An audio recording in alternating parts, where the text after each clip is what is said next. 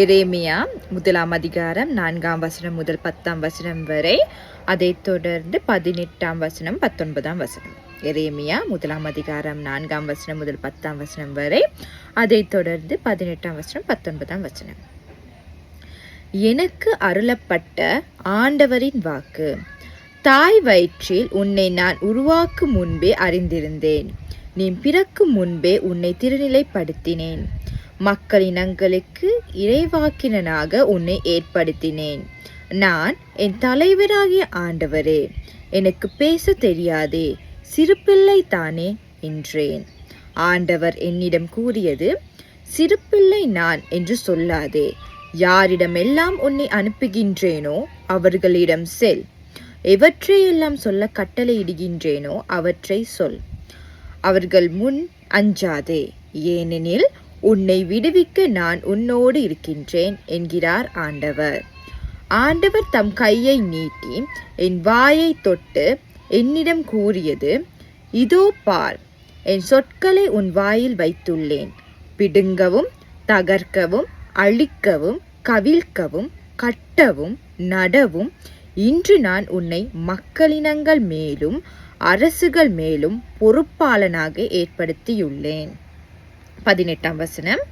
இதோ இன்று நான் உன்னை நாடு முழுவதற்கும், அதாவது யூதாவின் அரசர்களுக்கும் அதன் தலைவர்களுக்கும் அதன் குருக்களுக்கும் நாட்டின் மக்களுக்கும் எதிராக அரண்சூல் நகராகவும் இரும்பு தூணாகவும் வெண்கல சுவராகவும் ஆக்கியுள்ளேன். அவர்கள் உனக்கு எதிராக போராடுவார்கள், எனினும் உன்மேல் வெற்றி கொள்ள அவர்களால் இயலாது. ஏனெனில் உன்னை விடுவிக்க நான் உன்னோடு இருக்கிறேன் என்கிறார் ஆண்டவர். குட்டீஸ், எல்லாரும் எப்படி இருக்கீங்க? சந்தோஷமா இருக்கிறீங்களா? ஓகே குட்டீஸ், பாருங்க, இந்த வார்த்தைகளை கேட்கும்போது நான் முதல்ல சொன்ன இந்த வசனம் எதுல இருக்கு? எரேமியா. அதாவது எரேமியா என்னும் தீர்க்கதரிசிக்கு கடவுளால சொல்லப்பட்ட வசனங்கள். பாருங்க, அவருக்கு சொல்றாரு, தாயின் கருவுல உருவாகும் முன்னே அவரை தேர்ந்தெடுத்துட்டார். இந்த வசனத்தை நாங்கள் அடிக்கடி சர்ச்சில் கேட்டிருப்போம், ரெடியார்ஸை பிரசங்கம் பண்ணும்போது கேட்டிருப்போம்.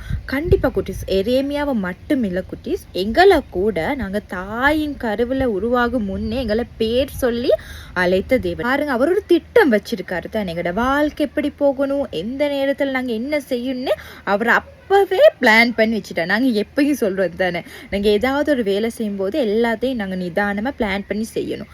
கடவுள் அப்பவே எங்களோட வாழ்க்கை எப்படி இருக்குன்னு தீர்மானிச்சிருக்காரு. அது நாங்கள் தவறாக போனால் தான் தவறான வழியில் போமே தவிர, கடவுள் அவர் ஏற்படுத்தின வழியில் போகும்போது சரியாக போவோம். பாருங்க குட்டீஸ், எரேமியாவை ரொம்ப சின்ன காலத்திலேயே கடவுள் தேர்ந்தெடுத்துட்டாரு தானே. அப்போ எரேமியா என்ன சொல்ற, ஐயோ நான் சின்ன பிள்ளை, நான் எப்படி ஊழியம் செய்வேன் அப்படின்னு. அப்போ கடவுள் என்ன சொல்றாரு, நான் உன்னோட இருக்கிறேன்.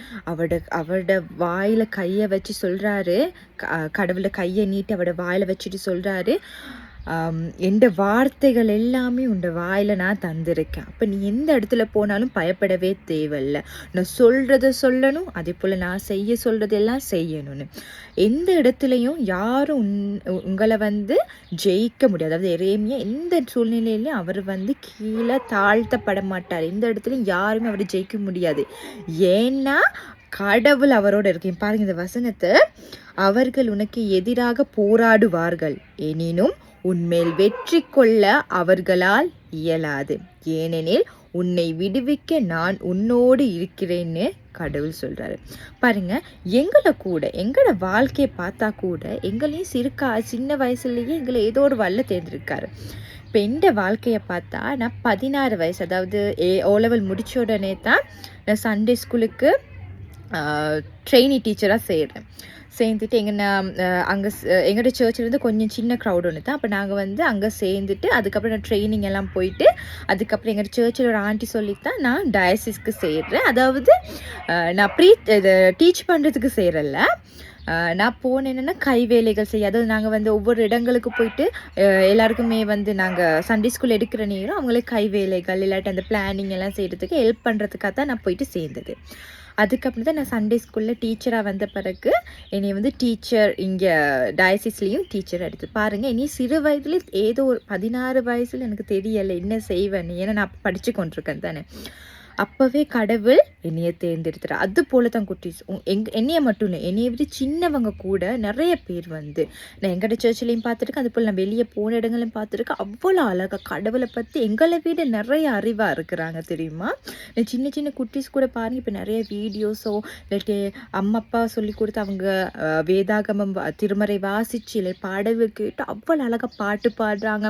அவ்வளோ அழகாக ஏசப்பாவை குறித்து அவ்வளோ அழகாக சொல்லி நீங்கள் கூட உங்களுக்கு கூட தெரியும் தானே. பாருங்கள், சிறு வயதில் கடவுள் எங்களை ஏதோ ஒரு வழியில் தேர்ந்தெடுத்திருக்காரு. ஆனால் நிறைய பிள்ளைகளுக்கு வந்து இந்த வாய்ப்பு இல்லை தானே. அவங்கக்கிட்ட பைபிள் இல்லை, அவங்களுக்கு இப்படி ஜீசஸ்ட கதை கேட்க ஆர்வமாக இருந்தால் கூட அவங்களுக்கு சொல்லிக் கொடுக்க யாரும் இல்லை. ஆனால் எவ்வளோ நீங்கள் லக்கி சொல்லுங்கள் குட்டீஸ். உங்களுக்கு வீடியோவில் நாங்கள் வந்து சொல்லித்தரோம், சர்ச்சுக்கு போனால் நீங்கள் கேட்குறீங்க, இல்லாட்டி நீங்கள் ஸ்கூலில் போனாலும் ரிலிஜன் பாடம் படிக்கிறீங்க தானே, வீட்டில் இருந்தாலும் பைபிள் வாசிக்கலாம். எவ்வளோ முறையில் நீங்கள் கடவுளை பற்றி தேர்ந்தெடுத்துட்டீங்க. நீங்கள் எவ்வளோ லக்கி தானே. நாங்கள் எங்களோட இருதயத்தில் கையை வச்சு கேட்டு பார்க்கணும், உண்மையிலே கடவுள் எங்களோட இருக்கிறாரா, இல்லாட்டி ஏன் எங்களை தேர்ந்தெடுத்தாரு, ஏதோ ஒரு காரணத்தினால தான் எங்களை தேர்ந்தெடுத்திருக்காரு. எங்களுக்கு வந்து வயசு வித்தியாசம் தேவையே இல்லை. கடவுள் ஊழியம் செய்கிறவங்க எந்த நேரம்னாலும் எப்போனாலும் எந்த வயசுலனாலும் செய்யலாம். அவர் எங்களை தேர்ந்தெடுத்தால் எங்களை கண்டிப்பாக நாங்கள் ஜெபம் பண்ணி கேட்கும்போது எங்களை வழிநடத்தி. நாங்கள் ஸ்டார்ட் பண்ணுற நேரம் எங்களுக்கு கொஞ்சம் பயமாக கூச்சமாக இருக்கத்தான் செய்யும். யாருனாலும் பழக்கம் இல்லாட்டி எங்களுக்கு பயமாக இருக்கும் தான். அது நாங்கள் பழக பழக அழகாக செஞ்சுட்டு போகலாம். இப்போ அக்கா கூட ஸ்டார்டிங் எனக்கு தார் நேரம் எனக்கு போயிட்டு படித்து கொடுக்க நேரம் எனக்கு எப்படி செய்கிறது எனக்கு ஒரு ஐடியாவே இருக்கல. அப்புறம் அவங்க சொல்லி தார் நேரம் மற்றவங்க வீடியோஸை பார்த்து கற்றுக்கொண்டனால தான் அக்காவும் செய்ய தொடங்கினது. சரியா குட்டீஸ். அதே போல் கடவுள்கிட்ட எங்களுக்கு எந்த பிரச்சனை வந்தாலும் அவர்கிட்ட கேட்டு அவர் எங்களுக்கு கண்டிப்பாக உதவுவார். நாங்கள் அப்போ என்ன பண்ணணும், கடவுளுக்குள்ளாக ஒரு உறவு வச்சிருக்கணும். அதாவது எங்களோட அப்பா, எங்களோட நண்பர், அவர்கிட்ட எங்களோட இருக்கிறாரு தானே, அவர்கிட்ட ஒரு உறவு வச்சுருக்கோம். நாங்கள் டெய்லி அவரோட வளரணும் தானே, ஒவ்வொரு வார்த்தையின் மூலம் நாங்கள் வளரணும். அது மட்டும் இல்லை, நாங்கள் வேதாகம் திருமறை வாசிக்கும் போதோ இல்லாட்டி பாடல் கேட்கும் போது அந்த வார்த்தைகள் நாங்கள் உணர்ந்து பாட வேணும். அது ஏதாவது எங்களுக்கு தெரியலாட்டியோ, இப்போ நாங்கள் திருமறை வாசிக்கும் போது சில வார்த்தைகள் எங்களுக்கே புரியாது, சில கதைகள்லாம் எங்களுக்கு புரியும், ஆனால் சில வார்த்தைகள் வசனங்கள் எங்களுக்கு புரியாமல் இருக்கும். அப்போ நாங்கள் கேட்டு அதை கற்றுக்கொள்ளணும். நாங்கள் கற்றுக்கொள்றது மட்டும் இல்லை, நாங்கள் மற்றவங்களுக்கும் சொல்லி கொடுக்கணும். அதே போல தான் குட்டீஸ், நாங்கள் வந்து திருமறை வாசிக்கும் போது நான் சொன்னது போல தான் நாங்கள் வந்து எங்களுக்கு தெரியலாட்டி நாங்கள் பரிசுத்த ஆவியானவரை கேட்டுக்கொள்ளலாம் தானே. கடவுளே எங்களுக்கு வந்து இது புரியலை, எங்களுக்கு சொல்லித்தாங்கன்னு சொன்னால் கண்டிப்பாக நாங்கள் திரும்ப 2-3 தடவை வாசிக்கும் போது அந்த வசனத்தை திரும்ப வாசிக்கும் போது எங்களுக்கு அது புரியும். அந்த இப்போ திருமறையில் ஒரு சரி வித்தியாசமான ஒன்று இருக்குன்னு அது நிறைய பேர்கிட்ட கண்டிருக்கேன். பாருங்கள், நான் வாசிக்கும் போது எனக்கு வித்தியாசமாக எந்த வாழ்க்கையில் நான் வாழ்ந்த விதத்தில் எனக்கு அது ஒரு வித்தியாசமான ஒரு கதையாக எனக்கு ஒரு நல்ல அறிவாக இருக்கும். அதே போல் இன்னொரு ஆள் அதை வாசிக்கும் போது அவங்களுக்கு வித்தியாசமாக விளங்கிக்கொள்ளும். அப்போ நாங்கள் கதைச்சு அதை தெரிஞ்சு கொண்டா தான் அதோட ஆழமான அர்த்தத்தை நாங்கள் புரிஞ்சு கொள்ளலாம். அதான் குட்டீஸ், நாங்கள் மட்டும் கற்றுக்கொண்டா பத்தாது, நாங்கள் மற்றவங்களுக்கு சொல்லிக் கொடுக்கணும், அவங்களுக்கு உதவி செய்யணும். கடவுளோட பிள்ளைங்க எப்பயுமே எல்லாரோடையும் அன்பாக இருக்கணும். அப்போ நாங்கள் எந்த நேரத்தில் பாருங்கள், எரேமியாவை சிறு வயதில் தெரிந்து கொண்டது போல அவரோட இந்த சூழ்நிலை அவரை வந்து வீழ்த்தல்ல, கடவுள் வெற்றியை தான் கொடுத்தார். ஏன், அவர் கடவுளோட பிள்ளையாக இருந்தார், அவர் சொன்ன வழியில் நடந்தார். அதே போல தான் குட்டீஸ், நாங்களும் ஏதாவது ஒரு காரியம் செய்யும் போது என்னன்னாலும் நாங்கள் யார் மனிதர்கள் எப்படினாலும் நினைக்கலாம், ஆனால் நாங்கள் ஏதாவது பிளான் பண்ணி ஏதாவது செய்யும்போது கடவுள்கிட்ட கேட்டால் அது சரினா கண்டிப்பாக அவர் எங்களுக்கு உதவி செய்வார். சரியா குட்டீஸ். அப்போ நாங்கள் எந்த காரியத்தை எடுத்தாலும் எப்பயுமே ஜெபம் பண்ணி திருமறை வாசிச்சு தான் நாங்கள் எல்லா காரியத்தையும் தொடங்க வேணும்.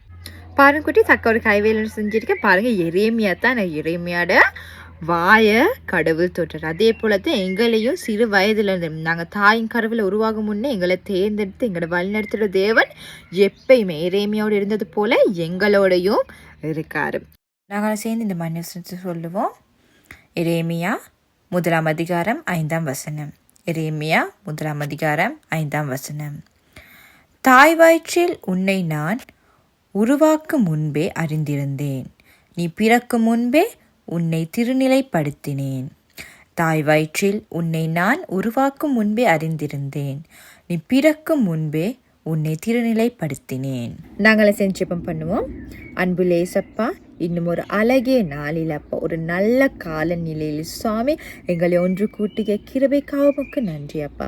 இந்த நாளிலும் கூட சாமி நாங்கள் எரேமியாவை குறித்து சாமி நிறைய காரியங்கள் கற்றோம் சாமி. ஆம் சாமி, அவரை தாயின் கருவில் உருவாகும் முன்னே தேர்ந்தெடுத்த தேவன் சாமி, எங்களையும் அவ்வாறே தேர்ந்தெடுத்து இம்மட்டும் காத்த கிருபைக்காக உமக்கு நன்றி சாமி. ஆம் சாமி, உமது ஊழியத்தை செய்ய சாமி நாங்கள் தகாதவர்கள் சாமி. ஆனாலும் சாமி, எங்களை தேர்ந்தெடுத்து எங்களை வழிநடத்துகிற கிருபைக்காக உமக்கு நன்றி சாமி. நாங்கள் எப்பொழுதும் சாமி உமக்கேற்ற வண்ணம் சாமி எல்லாருடைய அன்பாகவும் உதவி செய்யும் சாமி. அந்த பலத்தை கொடுங்க சாமி. அப்போ நாங்கள் எந்தாவது ஏதோ ஒரு காரியங்கள் நாங்கள் செய்யும் முன் சாமி, உமது வார்த்தையின் படியும் சாமி, உமக்கேற்ற வண்ணம் சாமி, நீ சொன்ன படியும் சாமி நாங்கள் செய்ய எங்களுக்கு உம்மை செவி சாய்க்கவும், அதே போல் உமது வார்த்தை கேட்டு நடக்கும் சாமி, ஞானத்தையும் பலத்தையும் தாருங்க சாமி. அப்பா, நீரே எங்களோடு எப்போயும் இருந்து வழிநடத்த வேண்டும் சாமி. எந்த பிரச்சனையும் சாமி நாங்கள் தோல்வியை காணாத வண்ணம் சாமி. அப்போ உமது காரியங்கள் செய்யும் போது சாமி, அந்த தொடக்கத்து முதல் முடிவு வரை சாமி நீரே எங்களோடு இருந்து சாமி, வெற்றியைக்கான் நீரே எங்களை பலப்படுத்தி வழிநடத்த வேண்டும் சாமி. உமது சித்தத்தின்படியே சாமி எங்கள் வாழ்க்கை தொடர வேண்டும். அப்பா, இயேசு நாமத்தில் நான் ஜெபிக்கிறேன் நல்ல பிதாவே, ஆமேன். ஆம் குட்டீஸ், இன்னொரு புதிய வீடியோத்தோட உங்களை சந்திக்க வரேன். பாய்.